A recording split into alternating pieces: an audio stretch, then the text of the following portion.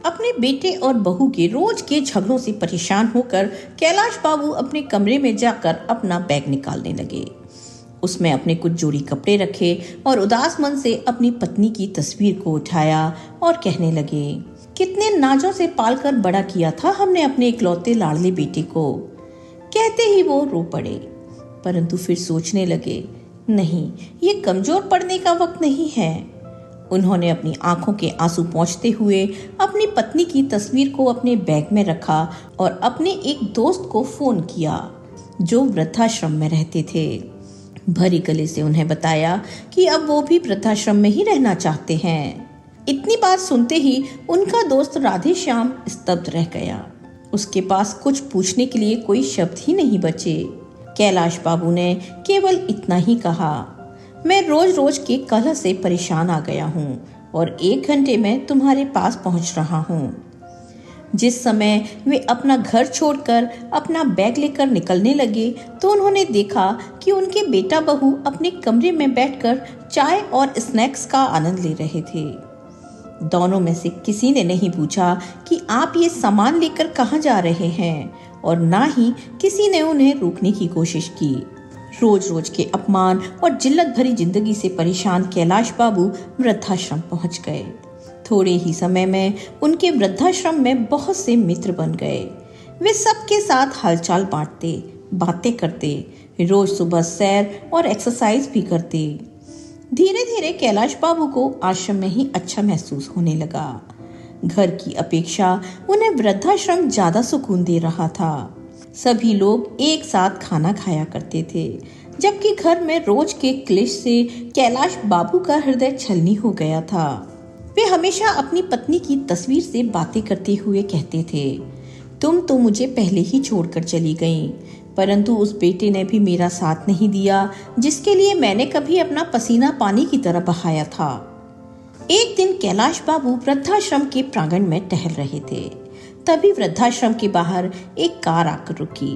वृद्धाश्रम के सभी लोग उस कार की ओर देखने लगे और सोचने लगे कि आज फिर कोई अभागा बुजुर्ग इस वृद्धाश्रम में आया है, जिसने न जाने कितने जतन से अपने बच्चों को पाल पोस कर पढ़ा लिखा कर बड़ा किया होगा। आज फिर ऐसा कोई आंखों में आंसू लिए इस प्रांगण में प्रवेश करेगा। कार से एक नौजवान लड़का उतरा और उसके बाद एक औरत जो शायद उसकी माँ थी। वो उसका हाथ पकड़कर उसे बाहर निकालने लगा। उस औरत की उम्र लगभग 65 वर्ष के करीब रही होगी। सर पर पल्लू होने के कारण उसका चेहरा सही ढंग से नजर नहीं आ रहा था। थोड़ी ही देर में कार से करीब 30-35 वर्ष की एक अन्य महिला उतरी, जिसके हाथ में एक बैग था। उस महिला ने वो बैग उस बुजुर्ग औरत के हाथ में थमाया और उसके बाद उनसे कुछ बात कहने लगी। वो बुजुर्ग औरत चुपचाप उस महिला की बात सुन रही थी। फिर वापस वे दोनों कार में बैठकर चले गए और बुजुर्ग महिला वृद्धाश्रम के बाहर कुछ देर तक वैसी ही खड़ी रही और फिर भारी मन से अपने आंसू पोंछते हुए वृद्धाश्रम में आ गई। कैलाश बाबू की ओर देखते ही वो अपने सर के पल्लू से अपने चेहरे को छुपाने लगी और फिर बिना कुछ कहे महिला विभाग की तरफ चली गई। तभी कैलाश बाबू के साथ खड़े एक बुजुर्ग ने कहा, आज फिर से एक माँ की ममता तार तार हो गई। फिर से एक माँ के सपनों को चकनाचूर कर दिया गया। कैलाश बाबू बार बार उस महिला के चेहरे की ओर देखते जा रहे थे। उन्हें लगा कि जैसे वो उस महिला को जानते हैं, लेकिन वो पूरी तरह समझ नहीं पाए कि वो महिला कौन है। अक्सर कैलाश बाबू देखते कि वो महिला अपने पल्लू से अपना आधे से ज्यादा चेहरा छुपा कर रखती थी, लेकिन एक दिन जब वो महिला बागवानी के काम में लगी हुई थी तो कैलाश बाबू उस समय टहलने के लिए निकले। बागवानी करते करते उस महिला के सर से पल्लू उतर गया। उस महिला का चेहरा देखते ही कैलाश बाबू के पैरों तले जमीन खिसक गई। न जाने कितने सवालों ने उनके दिमाग को घेर लिया। उसी समय उनका एक मित्र भी उनके पास आया और बोला, खाना खाने का समय हो गया है, तुम कहाँ घूम रहे हो और इतने गुमसुम क्यों हो? सभी लोग नाश्ते की मेज पर मौजूद थे, लेकिन तुम नहीं थे, इसलिए मैं तुम्हें बुलाने आ गया। क्या बात है, कोई परेशानी है? अरे नहीं, कुछ भी तो नहीं, थोड़ा टहलने के लिए बाहर निकल आया था बस मैं आ ही रहा था। खाने के कमरे में बैठने के बाद कैलाशनाथ की नजरें बार बार जानकी देवी को ही ढूंढ रही थी। वे उनसे पूछना चाहते थे कि आखिर ऐसा क्या हुआ कि उन्हें यहाँ आने की नौबत आ गई। उनका तो भरा पूरा परिवार था और हमेशा कहती थी कि वो अपने बेटे बहू के साथ बहुत खुश हैं। फिर आज ऐसा क्या हो गया? कैलाश बाबू उधर ही किसी व्यक्ति से पूछते हैं। 2 दिन पहले जो महिला वृद्धाश्रम में आई थी वो आज खाना खाने नहीं आई है। उन्होंने बताया कि वो माताजी आज बहुत दुखी हैं, इसलिए उन्होंने खाना खाने से मना कर दिया है। परेशान भी क्यों ना हो, आखिर जो उनके बेटे बहू ने उनके साथ किया है ऐसा तो कोई दुश्मन के साथ भी ना करे। बार बार अपने घर को याद कर रही हैं। सुबह से अपने कमरे में बैठे रोई जा रही थी, इसलिए उनका ध्यान भटकाने के लिए उन्हें बागवानी करने का काम दिया गया है। ये सब सुनकर कैलाश बाबू का मन परेशान हो गया। वे जानना चाहते थे कि आखिर जानकी देवी के साथ क्या हुआ है। इसलिए थोड़ी देर बाद वो महिला विभाग में जानकी जी के पास गए। कैलाश बाबू को अपने सामने खड़ा देखकर जानकी जी थोड़ा परेशान हो गईं। तभी कैलाश बाबू ने कहा, मैं जानता हूँ कि आपने मुझे पहचान लिया है, लेकिन क्या मैं जान सकता हूँ कि आप इस हालात में कैसे पहुंची? जानकी जी ने कुछ नहीं कहा, परंतु उनकी आंखें आंसुओं से भर गई थीं। ये देखकर कैलाश बाबू और भी अधिक परेशान हो गए। उनका दिल किया कि जोर जोर से चिल्लाकर इस दुनिया से पूछे कि क्यों बुढ़ापे में बूढ़े माँ बाप को पुराने सामान की तरह निकाल कर बाहर फेंक दिया जाता है। क्या बूढ़ों का कोई आत्मसम्मान नहीं? अपने विचारों में मगन कैलाश बाबू वृद्धाश्रम के प्रांगण में टहल रहे थे। अचानक उनका पैर क्यारी के किनारे से टकराया और वो गिरते गिरते एक पेड़ को पकड़कर संभल गए। तभी पास से गुजर रहा वृद्धाश्रम का कर्मचारी कहता है, अंकल जी आप ठीक तो है ना? कहीं चोट तो नहीं लगी? अपना पैर दिखाइए, अगर लगी हो तो मैं अभी पट्टी कर देता हूँ। कैलाश बाबू कहने लगे, अरे नहीं, कुछ ज्यादा चोट नहीं है, बचाव हो गया। इतना कहते हुए कैलाश बाबू प्रांगण में रखे बेंच पर जाकर बैठ गए और कुछ महीने पहले घटी एक घटना को याद करने लगे, जब वो बाथरूम में फिसल कर गिर गए थे और उनके पैर में ज्यादा चोट लग गई थी। उनकी बहू उस चोट को देखकर भी अनदेखा करके अपने काम में लगी रही और उनका बेटा रोहन चिल्ला कर बोला, क्या आप संभल कर काम नहीं कर सकते? मुझे तो समझ नहीं आता कि आप इतनी हड़बड़ी में क्यों रहते हैं। कोई काम ठीक से करना नहीं आता, जब देखो चोट लगाकर बैठ जाते हो और हमारा काम ही बढ़ाते रहते हो। अगर कोई काम नहीं होता तो मत किया करो, आराम से अपने कमरे में क्यों नहीं बैठते? पूरा दिन इधर उधर क्यों घूमते रहते हो? उससे इतना भी न बन पाया कि अपने पिता का हालचाल पूछे या चोट पर मरहम पट्टी करे। एक दिन जब कैलाश बाबू का चश्मा टूट गया तो वो अपने बेटे से कहने लगे, बेटा मेरा चश्मा ठीक कर देना, टूट गया है, ठीक से दिखाई नहीं देता। इतनी बात सुनते ही बहू बीच में जोर से चिल्ला पड़ी कि बस चारपाई पर बैठे बैठे खर्च बढ़ाते रहते हैं और कोई काम धंधा तो करते नहीं हैं। बच्चों की तरह हरकतें हो गई हैं आपकी। न जाने ऐसा कितनी बार हुआ था जब कैलाश बाबू अपने बेटे बहू से अपमानित हो चुके थे। अपने अतीत में झांकते कैलाश बाबू अभी अपने विचारों में खोए हुए थे। तभी सामने से उनके बुजुर्ग मित्र राधे श्याम जी आते हुए दिखाई दिए। राधे श्याम जी के चेहरे पर मुस्कुराहट थी। उन्हें देखकर कैलाश बाबू बोले, क्या बात है राधे श्याम, आज तो बड़े ही खुश नजर आ रहे हो। तभी राधे श्याम जी ने कहा, आज मेरे बेटे का जन्मदिन है, उसका फोन आया था कि आज वो मुझसे मिलने आने वाला है, इसलिए मैं बहुत खुश हूँ। बहुत दिनों बाद आज उसका चेहरा देखने को मिलेगा। राधे श्याम जी की बात सुनकर कैलाश बाबू कुछ परेशान से हो गए और अपने मित्र से बोले, जिस बेटे ने तुम्हारी ये हालत कर दी, तुम्हें वृद्धाश्रम में छोड़कर चला गया, साल में केवल कुछ देर के लिए तुमसे मिलने के लिए आएगा, तुम उस बेटे के लिए खुश हो रहे हो? तभी राधे श्याम जी बोले, मैं तो इसी से खुश हूँ कि कम से कम मेरा बेटा मुझसे मिलने तो आ रहा है, मेरे लिए यही बहुत बड़ी बात है। लेकिन कैलाश जी उनसे नाराज होकर उनकी बात को बिना सुने अपने कमरे में जाकर बैठ गए। सोचने लगे कि ये किस्सा केवल मेरे साथ या जानकी के साथ ही नहीं है। वृद्धाश्रम में रहने वाले हर एक बुजुर्ग की कोई न कोई कहानी है और सभी की जिंदगी में वृद्धाश्रम में रहने के पीछे कोई न कोई वजह जरूर है। बिना किसी वजह के अपनी मर्जी से कोई वृद्धाश्रम नहीं आता। जब तक एक व्यक्ति अंदर तक नहीं भर जाता तब तक वो यहाँ आने के लिए मजबूर नहीं होता।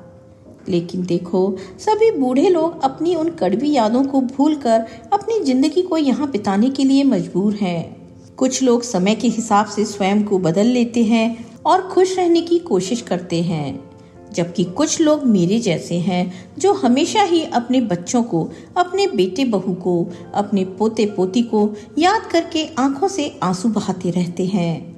बार बार अपने घर परिवार को याद करते हैं। मन में अपने घर के लिए लगाव भी है, लेकिन उस घर में रहने वाले बेटे बहू के दिए हुए घाव भी हैं। कैलाश जी को कविता लिखने का बहुत शौक था, इसलिए अपना दिल बहलाने के लिए कभी कभी कुछ देर के लिए कविता लिखने बैठ जाते थे। एक दिन जब वो एक कागज पर अपने विचारों को कविता का रूप दे रहे थे तो उस पर अपने हालात बयां करते करते उनकी आंखें आंसुओं से डबडबा गईं। उसी समय वृद्धाश्रम का संचालक उनके पास आया और उन्हें आवाज लगाई। कैलाश बाबू उस समय ठिठक कर बैठ गए और कागज को मोड़कर अपनी जेब में रख लिया और अपने आंसू छिपाते हुए बोले, जी बोलिए। कैलाश जी, आपका बेटा और बहू आपसे मिलने आए हैं, साथ में आपका पोता भी है। ये बात सुनकर कैलाश जी हैरान हो गए, साथ ही उनके चेहरे पर नफरत के भाव भी आ गए। सोचने लगे कि आज मेरे बेटे को मेरी याद कैसे आ गई। जब ऑफिस में गए तो उस समय उनका 5 वर्ष का पोता गोलू उन्हें देखते ही दादू दादू बोलते हुए झट से उनकी ओर दौड़ा और उनकी टांगों से चिपक गया। कैलाश बाबू की आंखों से आंसू छलक पड़े। अब तक वे मन मारकर वृद्धाश्रम में जैसे तैसे जी रहे थे, लेकिन अपने पोते को देखते ही उनका दिल कमजोर पड़ने लगा। परंतु फिर अचानक दिमाग में विचार आया कि ये वक्त मजबूती से अपने निर्णय पर टिके रहने का है। ऐसा सोचते हुए गुस्से से अपने बेटे को देखते हुए बोले, तुम यहाँ क्या करने आए हो? चले जाओ यहाँ से, मुझे किसी से मिलने की कोई ज़रूरत नहीं है। मैं यहाँ बहुत खुश हूँ और अपनी ज़िंदगी बड़े आराम से काट रहा हूँ। कम से कम यहाँ मेरे साथ कोई हंसने बोलने वाला तो है। वो पिताजी, दरअसल बात ये है कि आज गोलू का जन्मदिन है और हमने घर पर पार्टी रखी है। गोलू की इच्छा है कि आप भी उसके जन्मदिन पर उपस्थित रहें। यदि आप आएंगे तो आपके पोते को भी अच्छा लगेगा। तभी कैलाश बाबू बोले, देखो, मैं वो घर छोड़ चुका हूँ और अब मैं वहाँ दोबारा नहीं जाना चाहता। उस समय उनका बेटा बोला, पिताजी आप घर चलिए, वहाँ आपके मित्र भी पार्टी पर आ रहे हैं, मैंने उन्हें भी बुलाया है। सभी आस पड़ोस वाले और रिश्तेदार भी आएंगे। सब लोग आएंगे, आपके बारे में पूछेंगे तो हम क्या कहेंगे? तभी कैलाश बाबू बोले, अच्छा, तो आज मुझे अपने बेटे के जन्मदिन के लिए बुलाने नहीं बल्कि अपनी इज्जत बचाने के लिए तुम लोग बुलाने आए हो। सभी रिश्तेदार आएंगे तो पूछेंगे कि तुम्हारे पिताजी कहाँ हैं, तो तुम क्या जवाब दोगे? इसलिए तुम मुझे बुलाने आए हो। अभी के अभी चले जाओ यहाँ से, मैं कहीं नहीं जाने वाला हूँ। तुम लोग कितने स्वार्थी हो गए हो, जरूरत पड़ी तो बुलाने आ गए, वरना इतने महीनों से मैं यहाँ वृद्धाश्रम में हूँ, एक बार भी खबर लेने नहीं आए कि मैं जी भी रहा हूँ या मर गया। इतना तो दूर फोन करके भी मेरा हालचाल पूछने की जरूरत नहीं समझी तुम लोगों ने। इतना तक नहीं पूछा कि घर छोड़कर वृद्धाश्रम क्यों चले गए। आज जरूरत पड़ी तो हाथ जोड़कर मुझे लेने आ गए हो। नहीं, अब से यही मेरा घर है, मैं कहीं नहीं जाऊंगा अपने घर को छोड़कर। ऐसा कहते हुए कैलाश बाबू अपने कमरे की ओर जाने लगे। तभी बेटा और बहू दोनों ने आपस में प्लान बनाया कि पिताजी ऐसे नहीं मानेंगे, कुछ तो करना पड़ेगा, तभी हम इन्हें घर लेकर जा सकेंगे और रिश्तेदारों के ताने सुनने से बच सकेंगे। इसलिए दोनों रोनी सूरत लेकर कैलाश बाबू के पास गए और गिड़गिड़ाते हुए कहने लगे, पिताजी, माफ कर दो, आपके पोते का जन्मदिन है। क्या आपको अपने पोते की खुशियों में शामिल होने का भी मन नहीं कर रहा? इतनी बात सुनकर कैलाश बाबू का दिल पिघलने लगा। तभी गोलू बोला, चलो ना दादू, बहुत मस्ती करेंगे। अपने पोते की बात सुनकर कैलाश बाबू खुद को रोक नहीं पा रहे थे, परंतु दोनों बेटा और बहू की करतूत की वजह से वो घर नहीं जाना चाहते थे। लेकिन गोलू ने कहा तो वे घर जाने को तैयार हो गए। फिर बोले, लेकिन मेरी एक शर्त है, मैं घर पर चलूंगा और जैसे ही गोलू का जन्मदिन हो जाएगा उसके बाद मुझे वृद्धाश्रम वापस लौटना है और तुम लोग मुझे वृद्धाश्रम तक छोड़ने आओगे। बेटा बहू इस बात के लिए तैयार हो जाते हैं। गोलू का जन्मदिन बहुत धूमधाम से मनाया जाता है। सभी रिश्तेदार और आस पड़ोस के लोग बहुत अच्छे से मिलते जुलते हैं। कैलाश बाबू के पुराने मित्र भी आज उन्हें बहुत दिनों के बाद मिले, परंतु कैलाश बाबू ने किसी से कुछ नहीं कहा और हंसते मुस्कुराते हुए पूरी पार्टी का आनंद उठाया। परंतु उनके मन में कुछ विचार चल रहे थे। वे सोच रहे थे कि कल अपने बेटा बहू को जो सरप्राइज मैं देने वाला हूँ उसकी तो उन्होंने कभी कल्पना भी नहीं की होगी। जब पार्टी खत्म हुई तो बहुत रात हो चुकी थी। उस समय कैलाश नाथ जी घर पर ही रुक गए। जब अपने कमरे में सोने गए तो अपनी पत्नी सुधा की यादों में खो गए। आप भी ना, 2 रोटी से क्या पेट भरता है? 1 रोटी तो और ले लीजिए, अभी गरम गरम सेक रही हूँ। 1 रोटी और मेरे कहने पर खा लीजिए। आप खाते हैं तो मेरे तन को लगता है। अरे नहीं सुधा, मेरा पेट पूरा भर चुका है, और कितना खिलाओगी? अपनी पत्नी को याद करते करते कैलाश बाबू सोचने लगे। एक सुधा थी जो मुझे 1 गिलास पानी भी खुद से उठाने नहीं देती थी, और एक उसकी बहू है जिसने मुझे एक एक रोटी के लिए तरसा दिया। छोटे से छोटा काम भी मुझ पे डाल देती थी। सब्जी लेने से लेकर घर की साफ सफाई तक सारे काम मुझसे करवाती थी। हालांकि मुझे वो काम करने में भी हर्ज नहीं था, परंतु सब करने के बाद भी अगर घर में इज्जत ना मिले तो ऐसी जिंदगी किस काम की। अपनी पत्नी की यादों में गुम पता नहीं कब उनकी आंख लग गई। सुबह जब सोकर उठे तो देखा बेटा और बहू दोनों तैयार खड़े थे। जैसे ही वो बाहर आए तो बहू रेखा बोली, पिताजी तैयार हो जाइए, आपको वापस वृद्धाश्रम में छोड़कर आते हैं। ऐसा कहते हुए रेखा के मन में विचार चल रहे थे कि कहीं पिताजी हमेशा के लिए यहीं रुकने का मन न बना लें, इसलिए जल्द से जल्द उन्हें वृद्धाश्रम में छोड़ देना ही उचित होगा। कैलाश बाबू उन्हें देखकर हैरान थे और अपने बेटे बहू की मंशा को अच्छी तरह से समझ रहे थे, इसलिए वो भी जल्दी से नहा धोकर तैयार हो जाते हैं। जैसे ही वृद्धाश्रम में जाने के लिए गाड़ी में बैठने लगते हैं, वो देखते हैं कि उनकी बहू रेखा के चेहरे पर एक संतुष्टि भरी मुस्कान थी। मन ही मन सोचने लगे कि चलो बेटा, आज तुम्हें जो सरप्राइज दूंगा उसके बाद से तो तुम वृद्धाश्रम का नाम लेना भी भूल जाओगे। कैलाश बाबू ऐसा सोचकर कार में बैठ जाते हैं। एक पल को अपने घर को निहारते हैं, फिर सोचते हैं कि ठीक है, जहाँ मन को तसल्ली मिले उधर ही रहना चाहिए। यहाँ तो बेटे बहू को मुझे निकालने की बहुत जल्दी है, तो रहकर भी क्या करूँगा। अपना वृद्धाश्रम ही अच्छा है, जहाँ मैं अपने हिसाब से खाता हूँ, अपने हिसाब से रहता हूँ और अपने मनपसंद का काम करता हूँ। किसी की चिक नहीं होती। जैसे ही वृद्धाश्रम के सामने कार रुकी तो बेटे बहू कार से उतरकर बाहर खड़े हो गए। कैलाश बाबू भी कार से निकले और अंदर जाने लगे। जाते जाते रुक गए और पीछे मुड़कर अपने बेटे बहू को आवाज लगाई। वे दोनों अपनी कार में बैठने ही लगे थे, तभी कैलाश बाबू की आवाज सुनकर रुक गए। कैलाश बाबू ने कहा, वापस मत जाओ, मुझे तुम्हें किसी से मिलाना है। उनके बेटा बहू उनके पीछे पीछे चल पड़े। वृद्धाश्रम के प्रांगण में पहुंच गए। कैलाश बाबू वही काम करने वाले एक व्यक्ति से जानकी जी को बुलाने को कहते हैं। जानकी जी जैसे ही बाहर आई, वैसे ही कैलाश बाबू का बेटा उन्हें देखकर दंग रह जाता है, और बहू रेखा को तो जैसे काटो तो खून नहीं। उसकी हैरानी का ठिकाना नहीं था। दौड़कर जानकी जी के गले लग गई और फूट फूट कर रोने लगी और बोली, माँ, आप यहाँ क्या कर रही हो? आप यहाँ कब आई और आपने मुझे बताया भी नहीं। परंतु उसकी बातों का जानकी जी ने कोई जवाब नहीं दिया। फिर रेखा बोली, मुझे तो यही लगता था कि आप भाई भाभी के साथ बहुत अच्छे से रह रही हो। कल ही मेरी भाभी से बात हुई थी, उन्होंने भी नहीं बताया तुम वृद्धाश्रम में हो। मैं तुम्हारे बारे में भाभी से कितने दिनों से पूछ रही थी कि माँ से बात नहीं हो रही, माँ कहाँ है, एक बार तो मेरी बात करवा दो।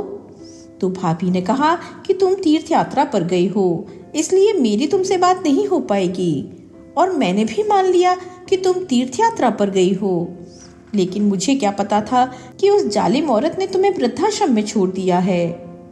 अपनी बेटी की बात सुनकर जानकी जी फूट फूट कर रोने लगी और बोली, बेटा तुम्हारे भाई भाभी झूठ बोल रहे थे, मुझे 1 महीना पहले ही वो वृद्धाश्रम में छोड़कर चले गए थे। लेकिन माँ, आप मुझे फोन करके भी तो बता सकती थी, मैं तुरंत यहाँ पहुँच जाती। उन लोगों की हिम्मत कैसे हुई मेरी माँ के साथ ये सब करने की। इतना कहते हुए रेखा अपनी माँ से लिपट गई। मैं तुम्हें फोन करके कैसे बता सकती थी? जिस दिन मैं वृद्धाश्रम में आई, मैंने तुम्हारे ससुर जी को यहाँ देखा। इसका मतलब तो ये हुआ कि तुम में और तुम्हारी भाभी में कोई फर्क ही नहीं है। फिर मैं तुम्हें फोन करके तुम्हारे भाई भाभी की करतूत के बारे में क्या बताती? इतना कहते हुए जानकी जी ने उसे अपने से अलग कर दिया।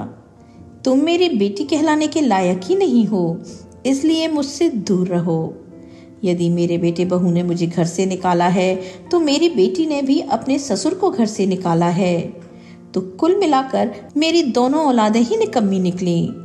अब तो मुझे खुद को तुम्हारी माँ कहने में भी शर्म आती है। एक ने अपनी माँ को घर से निकाल दिया और एक ने अपने ससुर को घर से निकाल दिया। अपनी माँ की बातें सुनकर रेखा का सर शर्म से झुक गया। माँ, मुझे माफ कर दो, मैं बहुत शर्मिंदा हूँ। मुझसे बहुत बड़ी गलती हो गई है। मैंने कभी नहीं सोचा था कि जो मैं अपने ससुर के साथ कर रही हूँ वो मेरे माँ बाप के साथ भी हो सकता है। तुम्हारी गलती माफ करने के लायक नहीं है। फिर भी अगर माफी मांगनी है तो मुझसे नहीं, अपने ससुर जी से मांगो। अपनी करतूत पर शर्मिंदा हुई रेखा अपने ससुर जी की ओर मुड़ी और उनके पैरों में गिर गई। मुझे माफ कर दीजिए पिताजी। तभी रोहन ने भी माफी मांगते हुए कहा, अब आप दोनों घर चलिए और हमें अपनी सेवा करने का मौका दीजिए।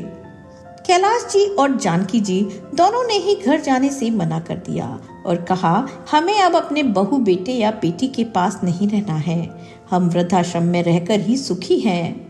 दोनों ने लाख मनाने की कोशिश की, परंतु कैलाश जी और जानकी जी का एक ही जवाब था, एक बार धोखा खा चुके हैं। अब इस उम्र में हमारे शरीर में इतनी जान नहीं बची है कि बार बार अपने बच्चों द्वारा दिए गए धोखे झेल सकें। इतना कहकर कैलाश जी और जानकी जी अपने अपने कमरे में चले गए। रेखा और रोहन दुखी मन से अपने घर वापस चले गए। घर पहुंचकर उन्होंने देखा कि पिताजी के कमरे में उनके बिस्तर पर एक कागज रखा था, जो शायद उनकी जेब में से निकलकर गिर गया था। जब रोहन ने उस कागज को खोलकर देखा तो उसमें उसके पिताजी ने एक कविता लिखी हुई थी। क्या किसी ने देखा है, मौत से पहले भी मौत आती है। हाँ, मैंने देखा है आज, मौत से पहले भी मौत आती है। जब जिंदगी अपने आखिरी पड़ाव पर आती है, शरीर भी काम नहीं करता, केवल सांस आती जाती है। हाँ, मैंने देखा है, मौत से पहले भी मौत आती है।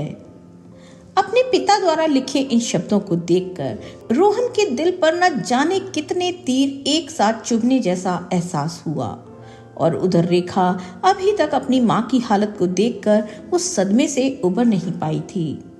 परंतु आज उन दोनों के पास पछताने के अलावा और कोई रास्ता नहीं था। किसी ने सही कहा है, संतान का अस्तित्व है माता पिता की वजह से, और माता पिता वृद्धाश्रम में हैं संतान की वजह से। दोस्तों, आपको ये कहानी कैसी लगी कमेंट करके जरूर बताएं, और चैनल को सब्सक्राइब करना बिल्कुल ना भूलें। मिलते हैं एक नई कहानी के साथ। धन्यवाद।